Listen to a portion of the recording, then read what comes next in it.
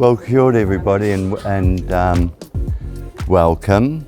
I feel strange welcoming you because this is really your conceptual home. This is the invention of your inspiration. And it's not new in terms of this has been going for a long time, but this kind of really is the future. We are seen if we are on screen. If we are not on screen, we are not seen. We have an Auckland Museum which has a wonderful fashion tribute. It's not seen as much as what we see online, and so this is where our future is. We have to grapple with this or be overwhelmed by AI, which will make it up. And in the study of fashion are those moments of history that tell us the connections between our masculine and our feminine and our definitions of ourselves. So it's significant. We're standing very near the studio that Goldie had where he would pay Te Aotearoa. He was the engineer from the Defences of Rangiriri, and he became obsessed with fashion later in life. This is a humble tribute to the clothes he would wear. They were much better. He always had a gold fob watch, and he would come into Goldie's studio and he would take off the best fashion he could find and put on rags and then pose for Goldie, who'd you know, last relic of the marae and those paintings like that. And then he'd put on his nice clothes again and go home to ihumata.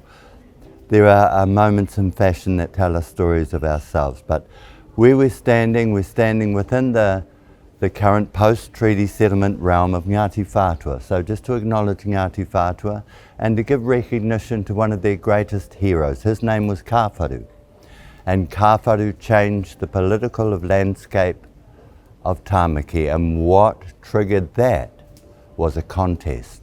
And that contest was for a symbol of mana, and that symbol of mana was a fashion garment. Its name was Pita Turei. It was a dogskin cloak, which was, you know, top-end fashion garments in those days. We didn't have bears anyway, so dogs were kind of it. And those dogs were the descendants of two dogs that were left on the beach out at Piha when Kupe circumnavigated Aotearoa. He came up the west coast, he saw fires in the hills, so he pulled in. Stayed there a couple of days, no one came and visited. And so he left two dogs on the beach. And when he sailed off, the dogs tried to swim after him. That was me pretending to be a dog. It kind of worked, eh? Yeah. The dogs tried to swim after him, so he did a karakia and made these huge waves come in. And so that's why on Piha Surf Lifesaving, you see those waves.